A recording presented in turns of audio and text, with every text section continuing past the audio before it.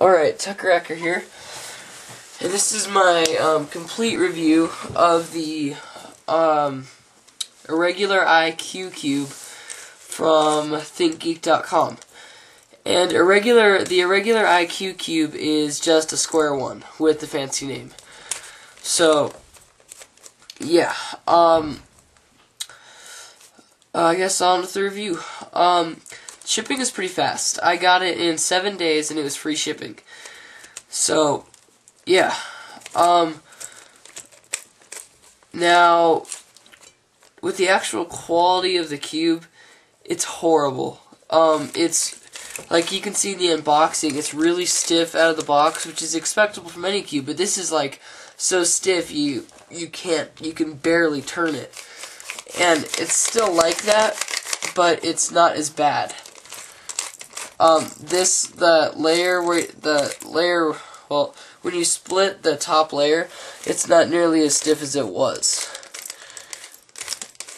But it's still not very loose. I mean, like, I compare it to something like my Fisher Cube, and it's amazing. I mean, the Fisher Cube is amazingly loose, and then it's so weird to get something like this and have it ridiculously tight.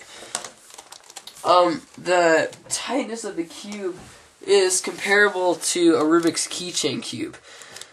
The lockups that you get with the keychain cube, it's a lot like that, except even this keychain cube is more loose than this. This is a knockoff Square-1.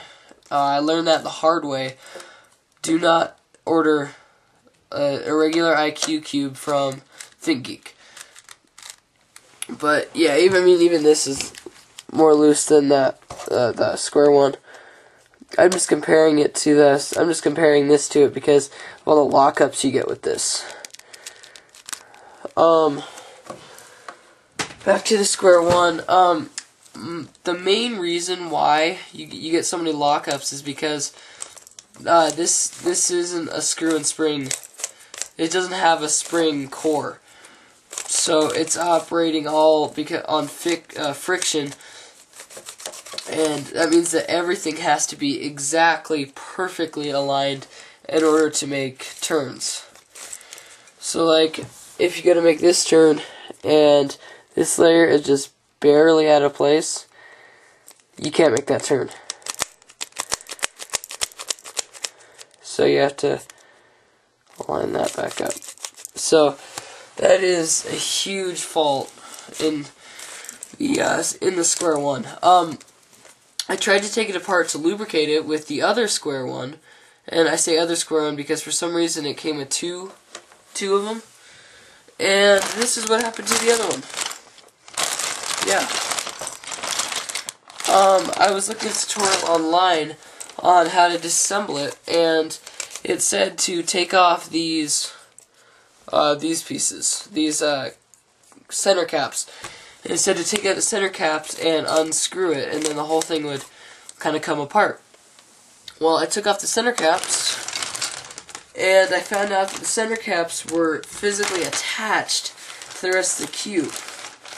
So here's the core of it. You can see these center caps. The center caps were pretty much blown off. Yeah. Let me grab the center caps that broke. They're in here somewhere. Yeah, here's one. See? Yeah. Not good. Yeah. Now, the reason the cube is in a bunch of pieces is because I tried to take it apart. No, after I tried to take it apart, I tried to super glue the caps back on. It lasted for a good 5 minutes, so yeah. Then, and then the weirdest thing happened. I went to turn, one of these layers, I can't remember which. I went to turn it and it kind of got stuck. And then, stupidly, I tried to force it. And this whole top layer blew off. And so I thought that the pieces had just come off. But then I found out, once the whole thing came apart, which it eventually did, that part of the core actually broke off. Find it, yeah. So here's the core of it. It's kind of fun to mess with now. But this piece of the core this piece came off of the core. So if you look at the core, camera to focus, that, so you can see where it broke off. Now I contacted Geek via a live chat room kind of thing with some employee, and she was really nice, and she said that she would refund the price of both cubes, which was the $10.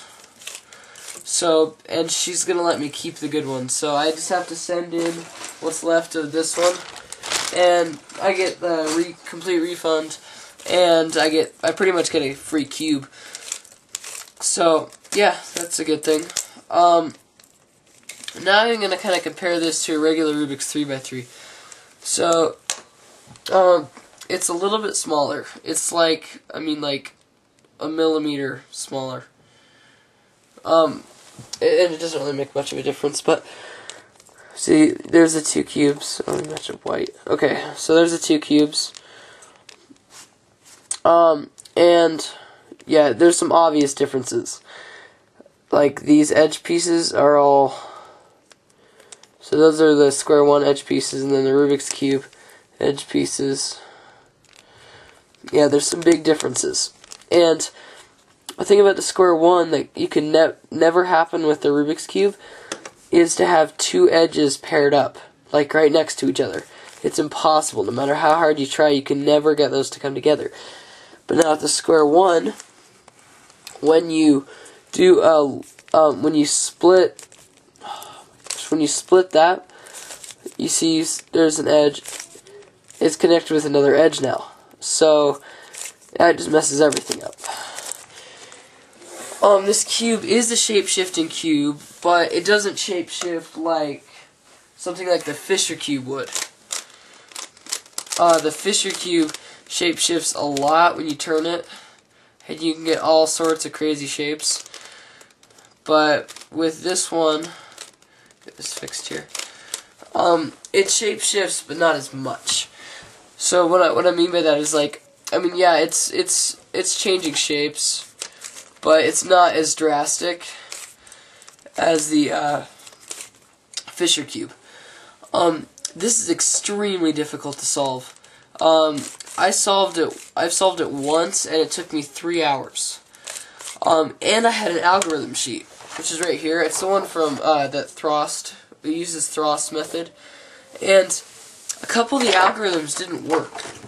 So I had to come up with my own for some of the steps, especially with the permutation of the two layers after you get this and this.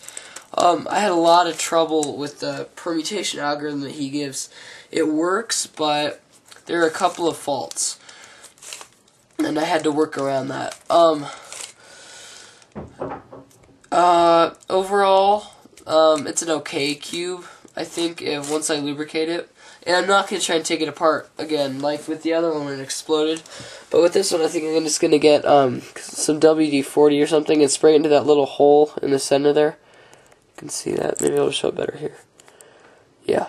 I'm going to spray into that little hole in the center and see if it helps at all. And I don't know if it will, but now, so basically I'm getting a free cube, which is nice, and I'll get another better Square-1 from either Mefferts or Cube for you, and I'll have a review of that when or if I get it. So overall, do not get this cube. Don't get this cube. It's really not worth it. I mean, maybe I'll think differently after I lubricate it, but as of now, it's really not that great. So, yeah, that's about it.